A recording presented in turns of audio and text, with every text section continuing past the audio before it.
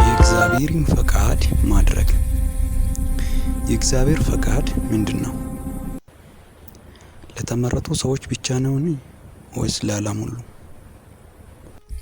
መጽሐፍ ቅዱስ ለዚህ ጥያቄ ግልጽ እና የማይጠራጠር መልስ ይሰጣል።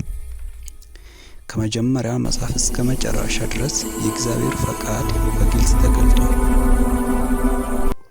ይህ ፈቃድ ለአንድ ወገን ወይም ለአንድ ትውልድ ብቻ አይደለም፣ ለሰው ልጆች ሁሉ ነው እንጂ። የእግዚአብሔር ፈቃድ መጀመሪያ በእምነት ይጀምራል። ኢየሱስ ክርስቶስ ይህንን እውነት በግልጽ እንዳስተማረ በዮሐንስ ወንጌል ምዕራፍ 6 ቁጥር 40 ተቀምጧል።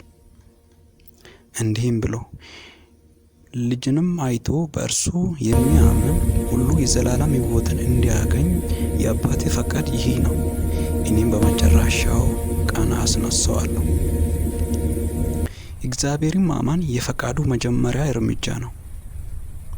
ነገር ግን ፈቃዱን ማወቅ ብቻ አይበቃም።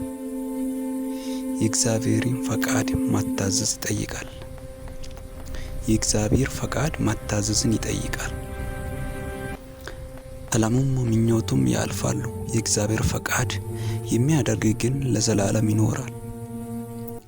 መታዘዝ ማለት ፈቃዳችንን በእግዚአብሔር ቃል መተካት ነው። ፍቅር የእግዚአብሔር ፈቃድ ማዕከል ነው። ኢየሱስ ፈቃዱን በአንድ ቃል አጠቃለለ። እግዚአብሔርን መውደድ፣ ባልንጀራንም እንደ ራሳችን መውደድ። ፍቅር በቃል ብቻ አይደለም፣ በተግባር ይገለጣል። የእግዚአብሔር ፈቃድ ሕይወታችንን ይለውጣል። አእምሮአችንን በመታደስ ፈቃዱን እንረዳለን። አመለካከታችን፣ ንግግራችንና ኑሯችን ደግሞ ይቀየራል። ይህ የተለወጠ ሕይወት ለዓለም የእግዚአብሔርን ባህሪ ያሳያል። የእግዚአብሔርን ፈቃድ ማድረግ የየዕለት ውሳኔ ነው። መጽሐፍ ቅዱስን አንብብ፣ በጸሎት እግዚአብሔርን ፈልግ፣ ፍቅሩንም በተግባር አሳይ። ይህን መልእክት ለሌሎች አጋራው፣ ዓለምም ሁሉ ይስማው።